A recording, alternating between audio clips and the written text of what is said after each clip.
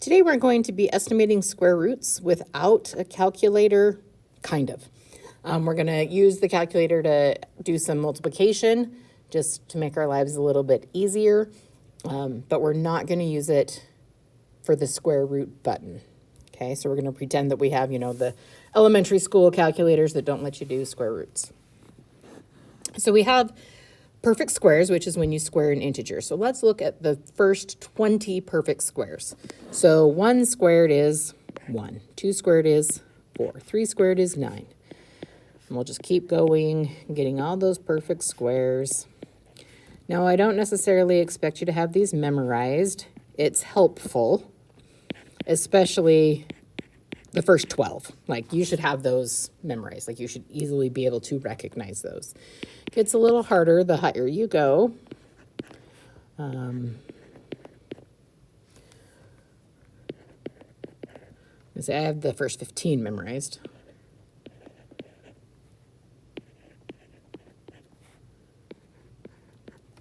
And then I have 20 squared, so.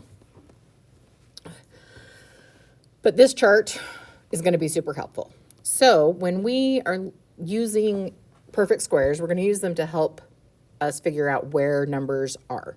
So if we're told, like, let's find the square root of something, we're going to look between what perfect squares that number falls. So square root of 7. 7 itself is between 4 and 9.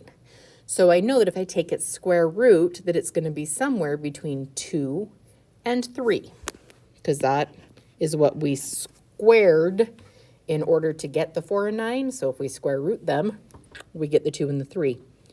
So is 7 closer to 4 or is 7 closer to 9? Well, 7's closer to 9. Therefore, the square root of 7 is going to be closer to 3. It's going to be less than 3, but it's going to be closer to 3 than it would be to 2. All right, 210. So we're going to look for where 210 is. 210 is between 196 and 225, which means that it's between 14 and 15. And then which is it closer to? Well, it's closer to 196, so that means it's closer to 14. 66 is between 64 and 81. So that means it's between 89 and closer to, between 8 and 9 and closer to 8. Square root of 90, so 90 is between 81 and 100. So that is between 9 and 10 and a teeny bit closer to 9. Okay, so deciding between what whole numbers a number would fall, pretty easy. We're going to get a little more precise and go to the nearest tenth.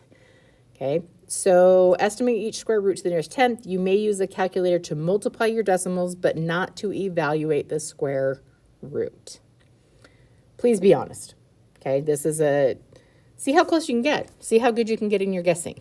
Okay, so square root of 22. 22 would fall between 16 and 25. So it's between 4 and 5. It's a little closer to 5. So that means it's going to be 4 point something. So I'm going to say let's do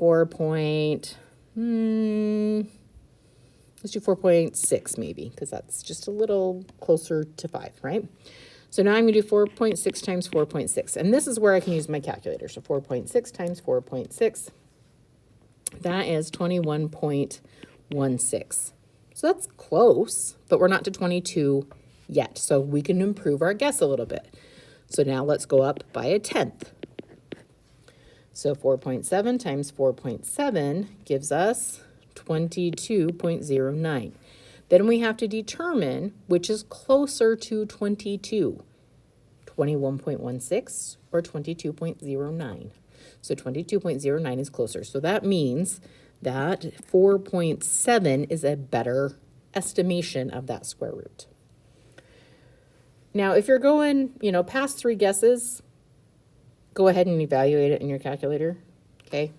You'll get better the more you practice this, so I'm pretty good at this. I've been doing it a long time. So 96 is between 9 and 10, closer to 10. So let's try maybe 9.7. So we're going to do 9.7 times 9.7. Okay, that's 94.09, so that's pretty close, but not quite. So let's try 9.8.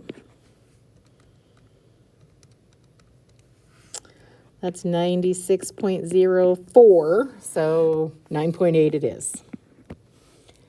And 203 is between 14 and 15. And it's going to be ever so quite, it's pretty close, but it's going to be a little closer to 14. So let's try 14.2.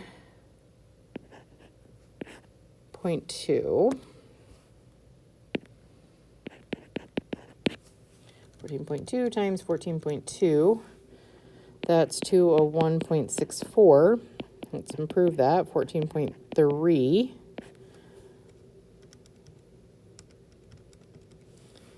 Okay, that's 204.49. Okay, so 203 is between those two numbers. Which one is it closer to? So we've got to figure out how far apart those are. So if I do 203 minus 201.64, that's a difference of 1.36. If I do 204, subtract 203, that's a difference of 1.49. So it is actually closer to the 14.2.